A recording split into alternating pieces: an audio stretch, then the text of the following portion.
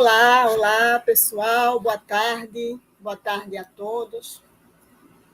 Eu quero dizer que é uma satisfação enorme tê-los aqui conosco, né? Vamos esperar um pouquinho o pessoal entrarem aí, direto pelo YouTube. Mas vai ficar aí essa gravação à disposição de vocês, para depois, se quiserem utilizar para pesquisa, para projetos pedagógicos, mas o importante é a gente estar aqui para realizarmos essa troca de saber, né, de extrema importância.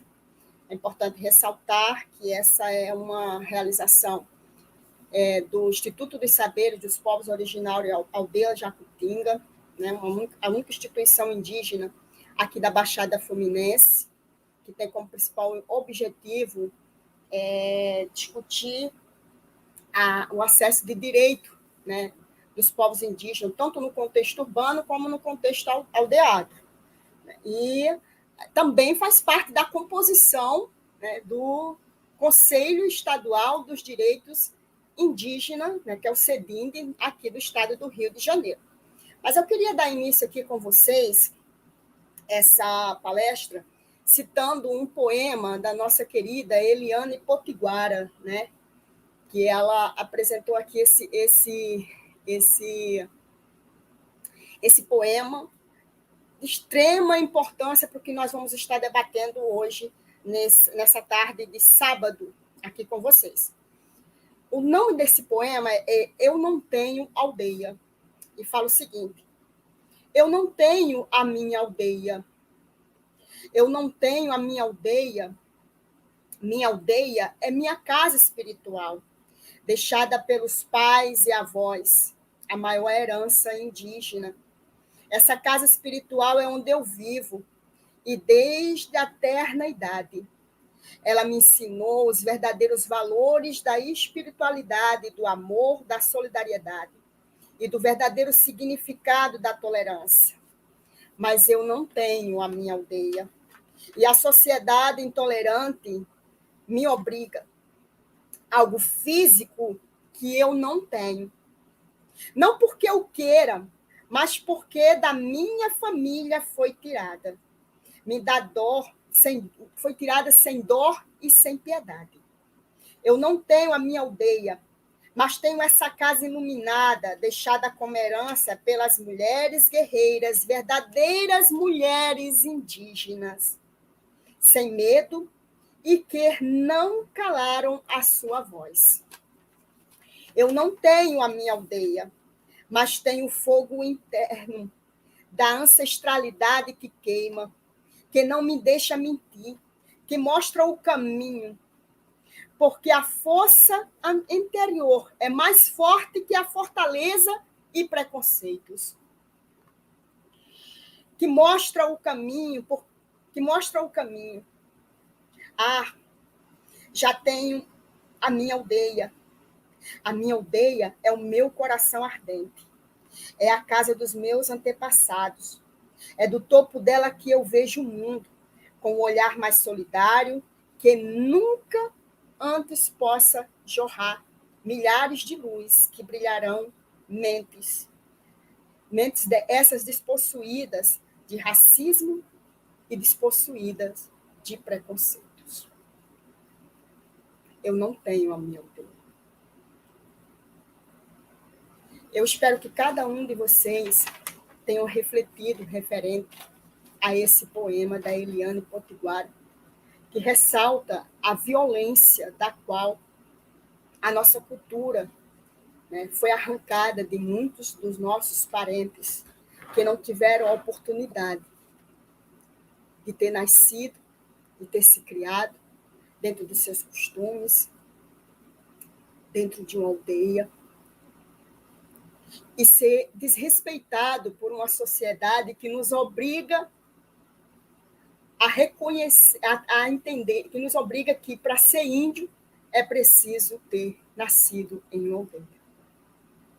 E essa sociedade se esquece que, na verdade, nós somos frutos e resultado de uma diáspora, do qual nos tiraram esse direito de defender, de ser e de nos manifestar. E esse seminário de hoje, ele vem trazendo esse resgate, essa importância do ser indígena. E nós vamos estar discutindo hoje, apenas em uma abertura, hoje, dia 11, mas dia 14, vamos estar nos aprofundando mais referente a essa questão da invisibilidade, do qual eu tinha colocado da Baixada Fluminense no município de Duque de Caxias. Mas essa invisibilidade, ela vai muito além. Ela vai em todo o território nacional. A luta pela visibilidade indígena na Baixada Fluminense, no município de Duque de Caxias, veio durante muito tempo. Anteriormente, a Lei 11.645, antes dela ser implementada, né, ela já vinha, a questão indígena já havia sido discutido dentro do município de Duque de Caxias pela parente Marise, que vai estar aqui daqui a pouco conosco, ao vivo, né, nessa palestra, fazendo uma fala referente a essa invisibilidade. E logo em seguida, em 2013, né, 2012 para 2013, eu tinha visitado, né, o antigo espaço do Museu do Índio, lá no Maracanã. E ao visitar aquele espaço e reencontrar com a minha ancestralidade, né, com o meu povo, eu percebi que tinha uma missão, a missão de lutar e de trabalhar com os meus parentes a importância do empoderamento e da ocupação dos espaços de poder para poder conquistar os nossos direitos excluídos durante muito tempo, porque hoje a luta da questão indígena não é mais a luta por direitos, é uma luta pela vida, é a luta pela vida. E eu comecei a pensar de como eu poderia ser útil, de como eu poderia somar junto a essa questão indígena. Mas, para isso, eu precisava, antes de tudo, entender quem eu era, de onde eu vinha, qual era a minha origem, quem eu era de fato. E começou todo um processo de construção ancestral na minha vida, todo um resgate. E para entender, e para poder somar, eu entendi que, para ter resultados mais eficazes, além de buscar todo esse resgate ancestral na minha vida, eu precisava ocupar espaços de poder para poder trazer visibilidade ao meu povo dentro do município de Duque de Caxias. E iniciou ali uma luta muito grande para que a sociedade duque-caxiense entendesse que existia índio em Duque de Caxias. E começamos a trabalhar um projeto de pesquisa. Fomos ao IBGE, começamos a juntar algumas instituições de extrema importância para criarmos a nossa instituição. E descobrimos que, em 2010, o IBGE detectou 865 indígenas autodeclarados. Claro e evidentemente que no município de Duque de Caxias tem muito mais de 865 indígenas, mas declarados somente 865, porque ficou faltando muitas outras pessoas, né, nessa abordagem que a parente Marise vai estar apresentando para vocês hoje e também completando essa palestra dia 14. Então, começamos a pensar na criação de uma instituição para que a luta indígena dentro da Baixada Fluminense ela começasse a ter uma representação jurídica institucional. E no dia 26 de agosto de 2013, né, foi fundada o Instituto dos Saberes dos Povos Originários Aldeia Jacutinga, na FEUDUC, aqui no município de Duque de Caxias. Foi uma luta muito grande, mas tivemos muitos parceiros. Dentre esses parceiros, nós tivemos o Museu Vivo de São Bento, o Laboratório de Arqueologia Brasileira, o Centro de Pesquisa e Memória da História e da Educação da Baixada Fluminense, o Centro de Referência e Patrimônio Histórico do município de Duque de Caxias e o Conselho Regional de Estatística do CORE 2, dentre outras instituições parceiras que ajudaram a construir o projeto Aldeia Jacutinga. Por que aldeia? Por que Jacutinga? Por que aldeia? Porque no município, aqui na Baixada Fluminense, nós tivemos uma das maiores aldeias existentes às margens do Rio Sarapuí. A concentração, e mais do que comprovado, a existência, né, forte dos povos indígenas, que a nossa parente Marise vai estar apresentando aqui, do quanto a cidade de Duque de Caxias, a Baixada Fluminense, né, respira a cultura indígena. E por que Jacutinga? Jacutinga era um pássaro que vivia aqui, né, aqui na Baixada, e as penas desse pássaro eram utilizadas para a fabricação de artesanatos dos povos indígenas que habitavam aqui essas terras. Hoje, muito prejudicado pelas especulações imobiliárias, pelos danos ambientais. É muito triste a gente vivenciar as nossas reservas de conservação, nossas unidades de conservação sendo destruídas, e as pessoas não entenderem a importância disso. Mas eu não quero entrar nesse mérito, eu quero focar na memória ancestral existente na cidade de Duque de Caxias, na Baixada Fluminense, no Estado brasileiro, porém invisibilizado.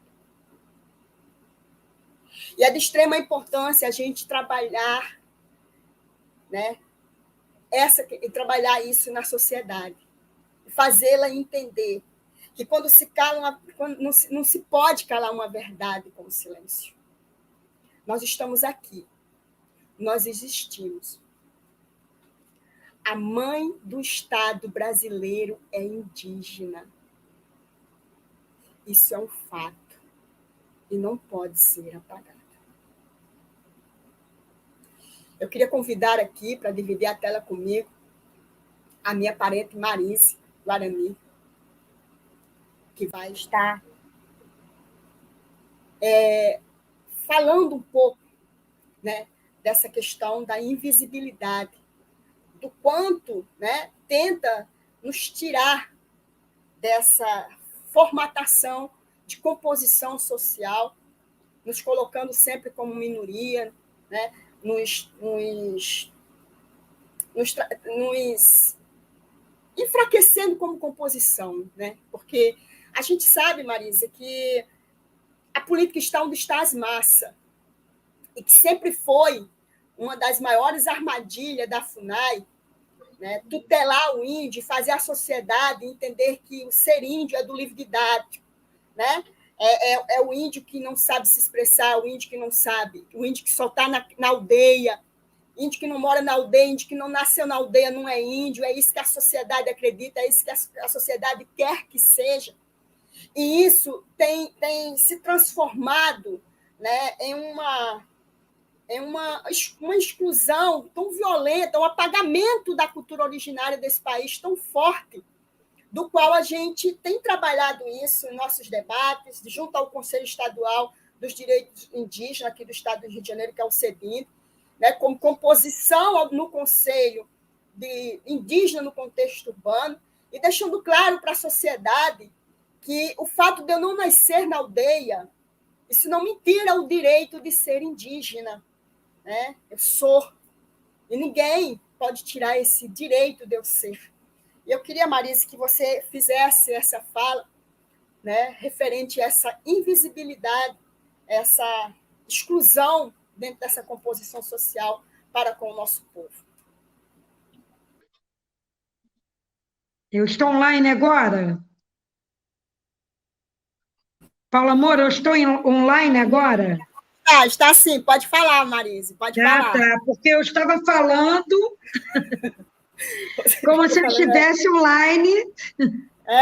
Coisas da tecnologia, né? Nós estamos aprendendo agora, a partir de todo esse processo de pandemia, como a gente se comporta nessas plataformas. Então, boa noite a todos e todas. Agora online, eu vou voltar a falar tudo aquilo que eu estava falando anteriormente.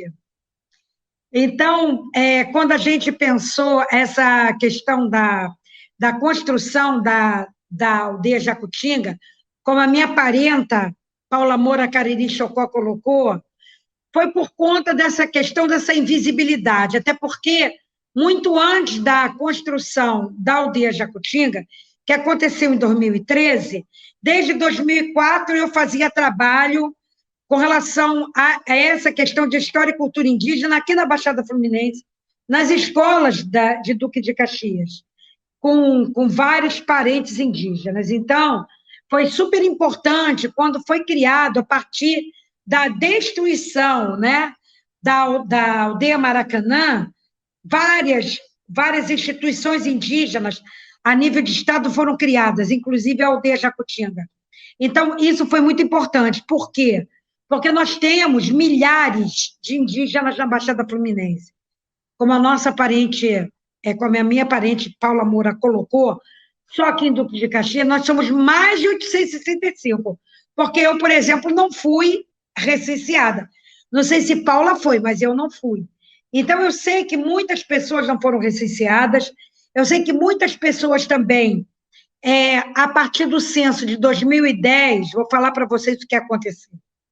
Em 1990, pela primeira vez, foi colocado por amostragem na cidade quem eram os indígenas que viviam nos contextos urbanos. Eu quero dizer para vocês que o contexto urbano e contexto de aldeia foi algo construído pelo colonizador. Muito antes de termos cidades e aldeias, nosso povo vivia disperso por vários territórios. Eram territórios sazonais, para que a gente não cansasse a terra, né? Então, você em cada estação estava em determinado local, podendo se beneficiar de tudo aquilo que a nossa mãe terra nos dava, alimento. Então, aldeamento só começa a acontecer a partir da colonização. E aí eu quero dizer para vocês que todo território indígena, todo território brasileiro, ele é território indígena. A contar de todas as palavras em Tupi-Guarani e em outros troncos linguísticos que tem o Brasil inteiro. Aqui em Duque de Caxias, por exemplo, no lugar onde Paula Moura mora, né? Jardim Anhangá. Anhangá é o espírito da floresta e dos animais que cuida e protege a floresta e aos animais, né? E se você entra para destruir, você destruir mais do que aquilo que você precisa, Anhangá se transforma num demônio que vai te matar. Então, esse é o nome do bairro. Mas os cristãos colocaram como demônio. Anhangá não é um demônio, Anhangá é um Deus que luta e protege toda a criação de Nhanderu.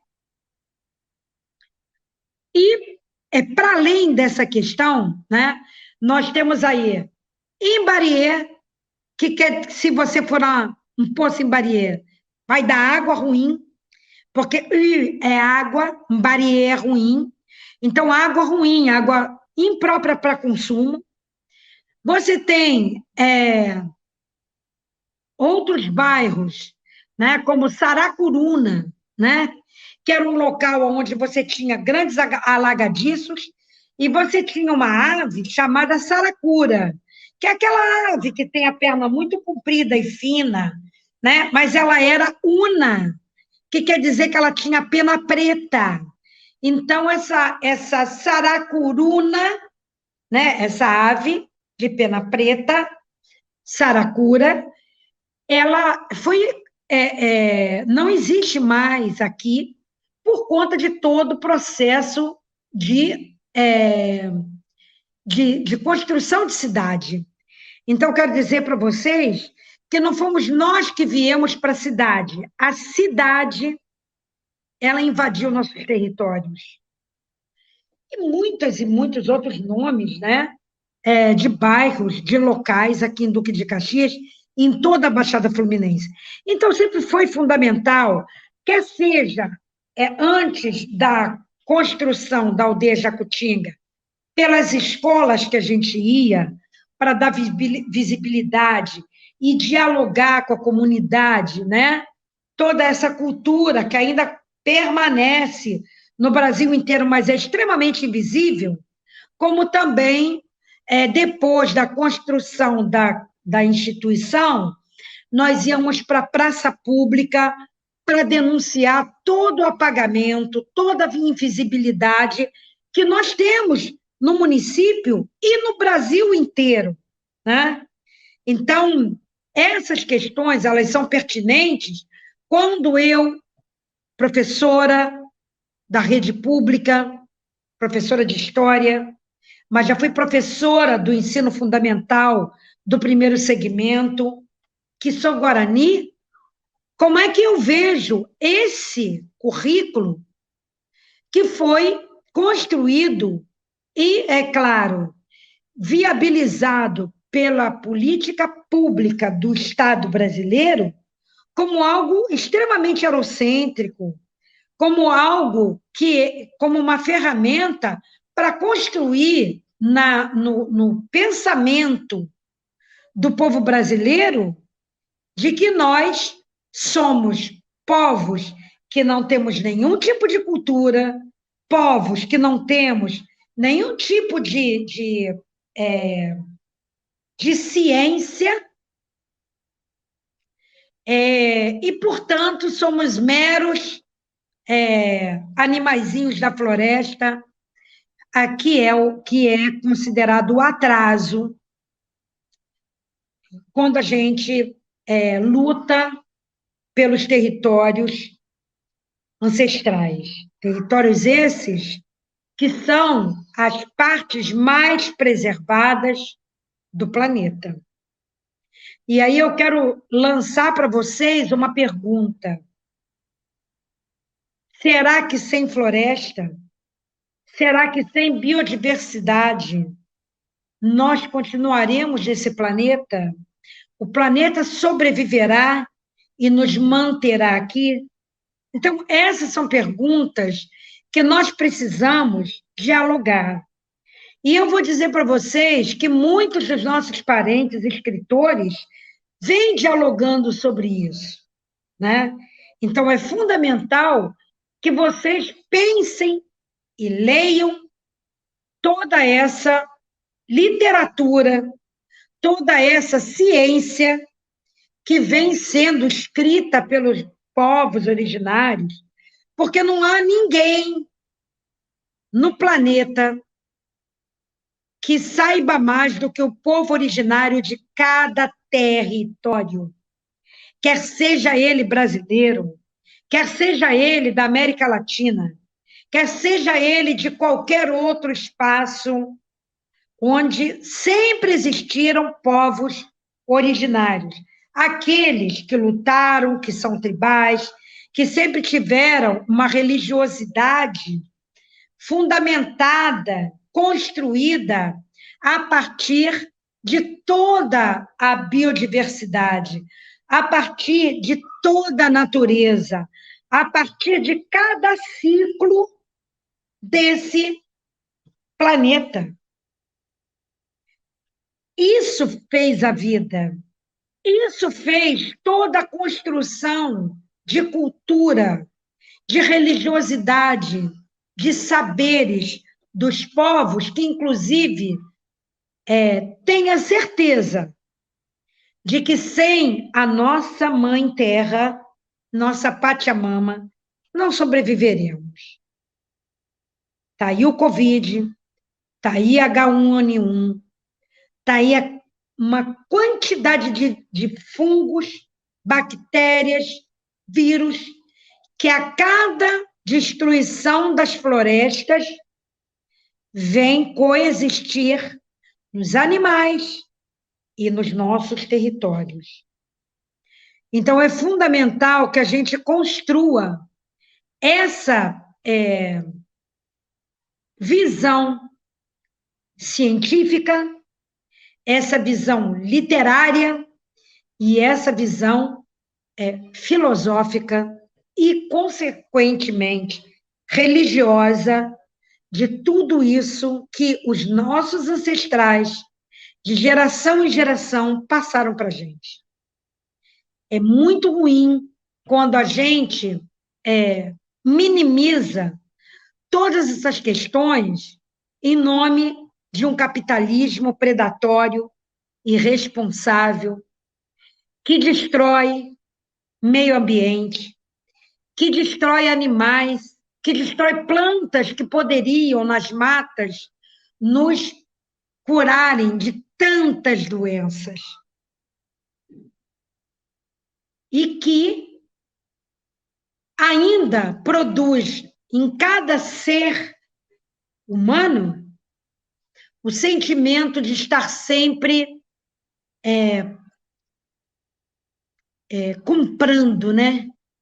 De estar sempre querendo mais, de estar sempre achando que você é aquilo que você tem.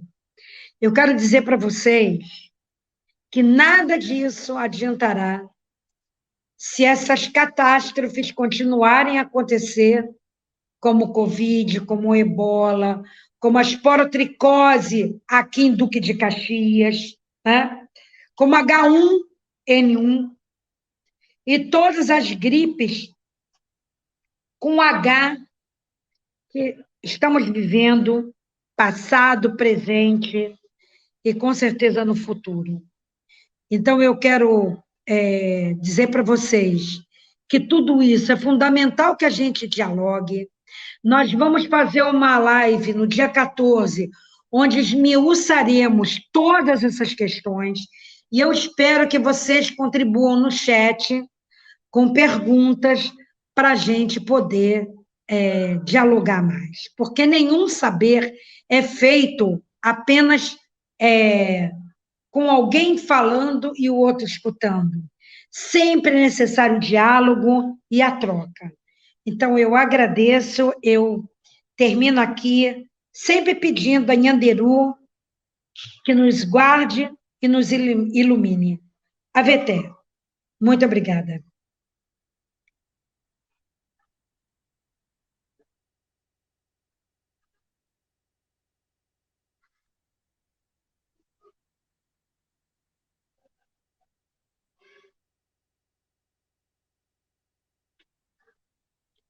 Paulo, é com você.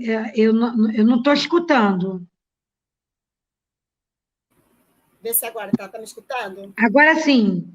Então, você trouxe uma fala de extrema importância, que eu queria estar compartilhando isso com todos que vão ter acesso ainda a esse vídeo pelo YouTube, né? Que você trouxe à memória a questão da palavra Ayangar, né? Que é um deus da floresta, um deus que, ao mesmo tempo que ele é um anjo, ele, para defender o meio ambiente, ele se transforma em um demônio. Eu moro em Jardim H há 24 anos, e no início de 2000 para 2001, existiu um encaminhamento de uma notificação junto à Câmara de Vereadores para mudar o nome do Jardim Anhangá, porque diziam que o bairro tinha um nome de demônio. Você vê o nível de ignorância cultural existente, né, da população referente a essa questão.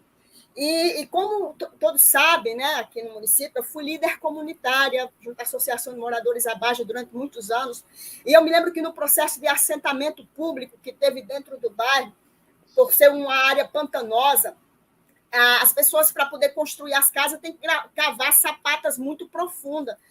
E quando elas iam encontrando artefatos que comprovava a presença indígena dentro daquele espaço, as pessoas elas faziam cultos dentro daqueles lugares, daquele terreno, porque diziam que aquilo era coisa do demônio, né? E você percebe assim, é muito triste, porque um povo que não conhece o seu passado, a sua história, ele está fadado a fracassos. E a gente vivencia hoje essa falta de comprometimento ambiental da cidade de Duque de Caxias, tanto da parte dos governantes, como da parte da própria população, que parece não se importar. né? E quando a gente, você foi participante do Conselho de Meio Ambiente da cidade, junto comigo, a gente participou de todos os conselhos, né? Alguns conselhos a gente chegou a ser praticamente acharcalhado, né? Porque eles não aceitavam a nossa presença. Você passou por esse período, um processo muito difícil na Conferência das Mulheres, que você tinha vaga garantida e te tiraram dessa vaga. Dentro dos conselhos, a discussão que nós fazíamos sobre a questão das ervas medicinais, no Conselho de Saúde, no Conselho do Meio Ambiente, mas a gente vive numa sociedade, Marise, que parece não se importar com isso, né? Parece que incomoda. E hoje, quando eu olho, você faz essa fala, eu começo a pensar no que está acontecendo dentro da cidade de Duque de Caxias e que justamente a Anhangá vai se transformar em demônio, já estiver fazendo isso pela ira dos grandes desmatamentos que está acontecendo, que está acontecendo dentro da nossa cidade. Paula, a Anhangá já acordou. Justamente. A Anhangá já acordou. E por toda essa destruição da mata, dos animais, de tudo que está acontecendo. Quando eu digo que a Anhangá pune, a Anhangá é exatamente o Covid, a Anhangá é exatamente H1N1, a Anhangá é exatamente a esporotricose, que destrói muitos animais aqui na região do 2º distrito de Duque de Caxias, por conta da destruição de todo o território, né, que tinha regiões de alagadiço, né? Então, o que eu digo para vocês é, quando vocês destroem mata, quando vocês destroem, né, territórios que antes eram florestas, vocês estão dando possibilidade que muitos micro-organismos venham habitar os animais e venham habitar as cidades. É isso que está acontecendo, é por isso que nossos povos originários, nossos ancestrais, sempre falaram da importância que é a gente respeitar o território que não é nosso, né? E mais do que isso, tudo isso que a gente está passando é uma questão de política pública. Isso foi construído pelo Estado, essa destruição, né? Em nome de um capitalismo predatório, irresponsável, né? Destruidor, ele é fruto do tipo de política que nós vivenciamos hoje. E o que eu tenho para dizer, para além disso, é que toda essa construção de ódio que se tem ao povo indígena é exatamente porque a gente está na contramão desse debate. A gente está na contramão desse projeto predatório, destruidor, que vem matando uma série de espécies de toda a biodiversidade desse planeta. É verdade.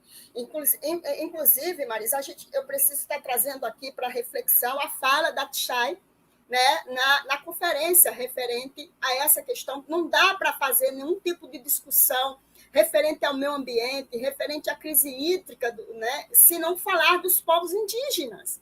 Está vinculado. E quando a gente vivencia essa invisibilidade, né, a gente percebe que a sociedade está sendo ensinada a odiar o índio por interesses capital, por interesses financeiros, por interesse de exploração, por interesse. Quando a gente vivenciou isso dentro dos conselhos aqui do município de Duque de Caxias, as pessoas elas dizem assim: Caxias não tem índio. Aí depois eu entender por quê. Né? Hoje, na cidade de Duque de Caxias, nós temos aqui, de toda a Baixada, uma única mata atlântica da Baixada Fluminense que fica aqui na reserva do Equitativa, Marisa, que está sendo destruída pela especulação imobiliária. Estão demarcando terrenos para vendas dentro do espaço, né, de um rebio, de uma unidade de conservação, assim, de forma arbitrária, de forma criminosa. Isso é muito triste. Nós tivemos o aterramento ali do morro do Pomba, ali daquele espaço onde eles disseram que ia construir o SEAS, e a gente viu as espécies de flora que foram aterradas com a questão dos interesses que você acabou de falar agora há pouco, só pelo capital. Só, como já E nós dizia o nosso... temos, Paula, e nós temos que nos mobilizar junto com a sociedade organizada, que já está questionando essa questão desse território do Bumba, nós temos que estar junto com eles. Inclusive, deixar aqui esse informe que dia 19 está havendo um ato econômico, perdão se eu não consegui pronunciar, Larissa, me ajuda, lá no campo do Pomba, né? Devemos estar lá todos, todos e todas. Justamente. E a outra coisa também, que eu queria estar deixando registrado aqui do que está acontecendo na questão da nossa cidade, e por isso a intenção de invisibilizar os indígenas existentes na cidade, porque sabe que a nossa luta em defesa da questão ambiental, dos territórios, né? Duque de Caxias é terra tupinambá, Duque de Caxias é terra indígena, Duque de Caxias respira a cultura indígena, e não vão nos invisibilizar com isso. Né? Agora, recentemente, Marisa, isso coisa um documento, a intenção da prefeitura, através do prefeito, criar um matadouro na reserva, deu uma reserva ambiental também da Equitativa, para abater a mais de 1.000 bois por dia, para distribuição de carnes. Aí você pergunta o seguinte, como é que vai ser feito o despacho desses resíduos, se a cidade de Duque de Caxias é zero em saneamento básico? Em qualquer outro lugar do estado do Rio de Janeiro, em qualquer outro lugar, que existe abatedouro público que vai abater mais de 1.000 cabeças de gados. Paula, então, Paula, vai tudo para o Rio. Porque os rios no Brasil, infelizmente, inclusive em Duque de Caxias, são locais de destruição e jogar para dentro deles tudo, quer seja detritos de indústrias, de petroleiras, todos os detritos das casas, né? Vai tudo para o rio, que deságua na Baía de Guanabara.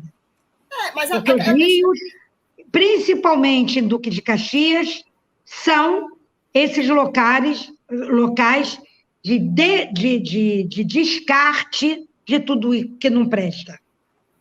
E a reflexão é o seguinte, Marise, a gente vê a luta do agronegócio, né, que é aquela bancada BBB lá em cima, né, da bala, do boi, né, e como é que é? Bala, boi, que eu esqueci, que é o BBB. Bala, Bíblia e boi, BBB. Pois, justamente. Então, a gente vê lá, aí quando você pensa o seguinte, 1.000 abatementos de boi por dia na cidade do Duque de Caxias. Aí você, da onde que vai surgir esses 1.000 gados de criação para abatimento, se o interesse e o envio da mensagem é do executivo da cidade? Aí você vê, nós tínhamos 4 unidades de conservação no município que foram destruídas. Então, você vê assim, o quê? Os espaços de rebio, de proteção ambiental da cidade, está virando capim-pastos. Né? É esse interesse de destruição. A gente já tem as explorações das nossas nascentes. A gente tem diversas terras que deveriam ser conservadas para os espaços em memória dos povos indígenas que estão totalmente sendo destruídas pelas especulações imobiliárias e grandes empreendimentos na nossa cidade. Então, é importante trazer a reflexão para os munícipes de Duque de Caxias, por que essa invisibilidade dos povos indígenas? Por que não trazer à tona? Porque justamente a sua fala que você falou logo no início, a questão do capital, dos interesses econômicos. E isso não vem acontecendo somente aqui, na Baixada, em Duque de Caxias, que é uma extensão territorial valorosa, onde cada metro quadrado de terra dentro de determinados espaços da cidade são milionários. Isso tem acontecido em diversos lugares, como nós vivenciamos hoje uma das políticas de extermínio, como jamais visto durante muitos anos. Isso está nas estatísticas. O nosso povo morrendo, sendo exterminado. Nós tivemos agora recentemente um confronto. Não estou falando somente dos Yanomamis, que foi provado aí, entregues para a morte, mas os conflitos agora recentemente de um dos caciques que atentou contra o seu próprio povo lá, né, dos grupos Caingangue, dentro de outros confrontos. E é importante trazer a reflexão aos nossos parentes, a importância da gente reconhecer, né, o nosso povo também em território urbano, unir força, somar estatística, porque quando for no dia 14, como a Marise falou, nós vamos esmiuçar, né, essa questão das estatísticas, que são mentiras repetidas que está se transformando em verdade. E a gente espera também, Paulo, e a gente espera também que as pessoas que verem essa live, né, assistirem essa live, mesmo depois, possam colocar no chat suas perguntas para o dia 14. Sim, sim. Ela vai ficar registrada aqui no YouTube e está aberta às perguntas, né, que queiram fazer referente a essa pauta em questão, e que no dia 14, né, a gente vai estar trazendo algo muito polêmico referente à questão das estatísticas, do qual a Marise, juntamente, né, com todo o grupo, né, de militância indígena junto do Estado do Rio de Janeiro, também em alguns outros lugares do Estado brasileiro, né, deixando claro que não vamos permitir, né, que estatísticas buladas seja colocado como condição de política, de condição de acesso a uma política que já começa errada do início, porque não pode fragmentar, não pode. A política, se ela não for conduzida de forma unânime, se ela não for conduzida dentro da junção ancestral afro-indígena, ela vai voltar, gente. Ela vai voltar. A mãe do Estado brasileiro é indígena. E o povo brasileiro tem que sentir orgulho de carregar correndo na sua veia o sangue indígena. A gente tem hoje, Marisa vai falar dia 14, referente, né, os resultados de exames de DNA, desse quantitativo de composições indígenas que está indo para a cota contrária.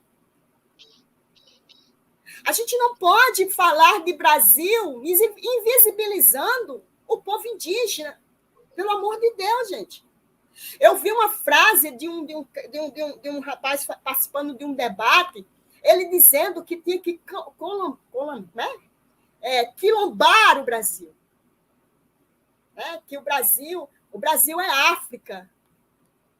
Então você fica Paula, assim, vamos deixar essa questão para o próximo debate, com gostinho de quero mais. Quero dizer que acabei de escrever um artigo que nós vamos colocar na Aldeia Jacutinga, intitulado Onde estão os escritores e escritoras indígenas na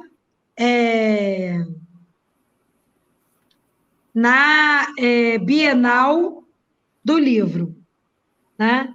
Porque eu estive lá com os alunos, né? E o que eu deparei, sinceramente, eu me senti no Brasil, eu me senti na Europa e na África, como se nós, povos originários, simplesmente não existíssemos. Então, quando eu saí de lá, muito chocada com tudo que eu vi, aliás, com tudo que eu não vi, eu escrevi esse artigo, inclusive conversando com a professora Kelly Russo, que disse: você precisa escrever, e depois do texto pronto, com orientação da professora Kelly Russo, o texto está pronto, né? Kelly Russo, a professora da FEBEF, nossa grande parceira na luta em defesa dos povos indígenas, e o artigo ficou pronto essa noite, nos primeiros minutos de sábado. E eu vou, amanhã, colocar na Aldeia Jacutinga, né? Que a gente precisa ter um acervo, né, de debates e escritas indígenas, já que o capitalismo, né, acha que nós não somos ventáveis. Então, vamos disponibilizar gratuitamente para que as pessoas assistam, entendam, leiam e percebam que isso faz parte de uma grande política de invisibilidade, de etnocídio e de epistemicídio do povo indígena aqui no Brasil. É verdade. Muito obrigada. Marise, o Evandro está colocando o seguinte, né? Está fazendo uma colocação aqui. Ele diz assim: julgar o nome do local Ayangá como se fosse um demônio é um absurdo.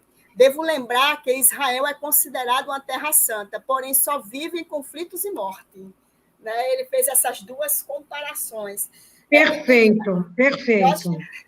Ficou muito boa essa comparação, Evandro. Muito bom. É muito triste, Marisa, porque quando a gente vê esse nível de ignorância, não sei se seria essa palavra, se eu estiver errada, você me corrige, da população local de Duque de Caxias, porque a gente, não somente você, eu, mas a Turi, outras pessoas que tiveram aqui, Tucano, né, que ajudou a gente muito aqui nesse processo de apresentação referente à questão indígena dentro do município, né? A gente fica muito triste porque a gente já vem enfrentando, né? Você chegou a ser considerada como suposta índia, né? A suposta índia. Então, ou então assim, você é índia, você é índia, você é então, índia de verdade, mas as pessoas perguntam se eu sou peruana. Entendeu? Então você fica dói, chato, é triste. Até porque a gente aqui em Duque de Caxias já vem travando uma batalha de intolerância religiosa, de preconceito, de racismo institucional, porque isso é um fato que nós sofremos aqui em Duque de Caxias. Nós tivemos 2 ocas incendiadas aqui em Duque de Caxias. A Oca Jacutinga, né, que foi inaugurada no dia 26 de março, no dia 25 de março de 2014, e ficou somente em menos de 15 dias em pé e foi incendiada. Depois nós tivemos um jardim ecologicamente correto, né? Suspenso, construído dentro de uma instituição acadêmica. Destruído. Depois nós, entendeu? Então, assim, é doloroso.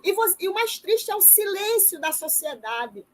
E depois a Oca, a nossa Oca. Pois é, a nossa Oca, né? Que foi construída com o objetivo de fazer junção de saberes de todas as escolas. E o que mais dói é hoje você vê a Secretaria Municipal de Educação, ela reconhece essa questão indígena dentro do município de Duque de Caxias, mas ela não nos chama para o debate. Ela não nos chama para participar da construção desse reconhecimento. É muito triste você vivenciar... Deixa eu falar uma coisa para você, Paula. Ela pode não nos chamar, mas a FEBEF nos reconhece e nos chama. Então, dentro dessa relação, né, de troca, de respeito e de consideração que nós temos com a FEBEF, nós fomos convidadas pela professora Cali Russo para construirmos o primeiro curso de formação de História e Cultura Indígena para professores da rede municipal de Duque de Caxias, né? Chancela da FEBEF e construída junto com a Secretaria Municipal de Educação de Duque de Caxias. E houveram 100 profissionais inscritos em pouquíssimas horas. A grande questão é que, com toda a carga horária que os professores estão tendo, não só presencial, mas também online, né? Isso ficou muito difícil, né? Ficou muito difícil e hoje, eu sempre fui, e hoje mais ainda, sou uma das pessoas que luta que construção de formação profissional tem que ser garantido como espaço de formação de trabalho. Portanto, os profissionais da educação precisam ter o direito de ter abono de ponto para poder participar dessas formações. Ou então, as leis que são produzidas no país para a educação, elas nunca serão construídas como leis que vão estar efetivamente na sala de aula em todos os segmentos. A gente sabe que tem uma minoria como eu, e vários professores do Cora Coralina, vários professores do CIEP 201 Arão Steinbrück, e alguns professores também, quando trabalhei no Olga Teixeira, na rede municipal, vão estar fazendo essas questões.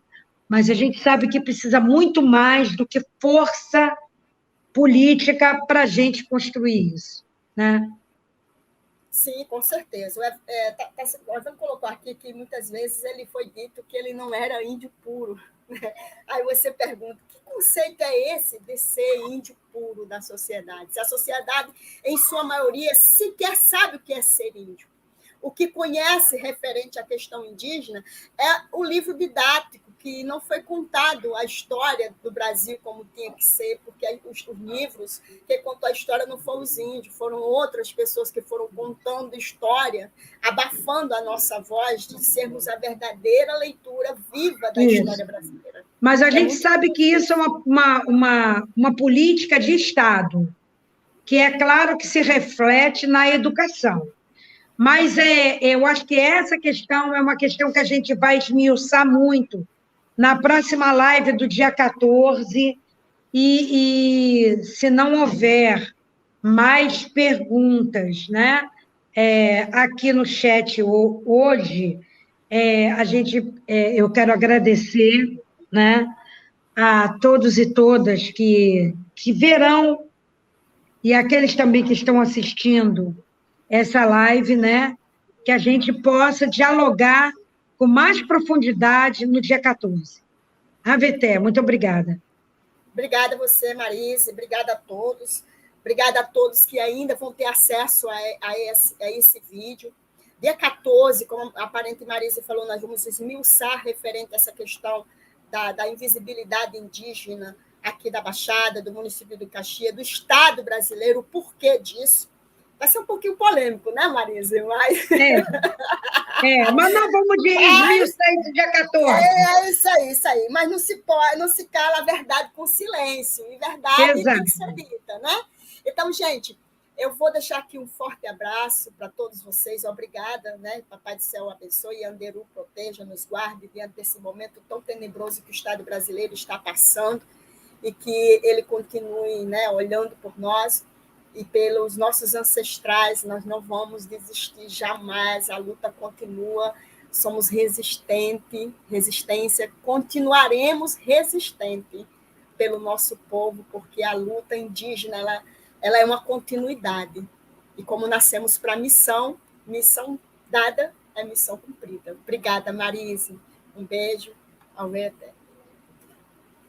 Veté.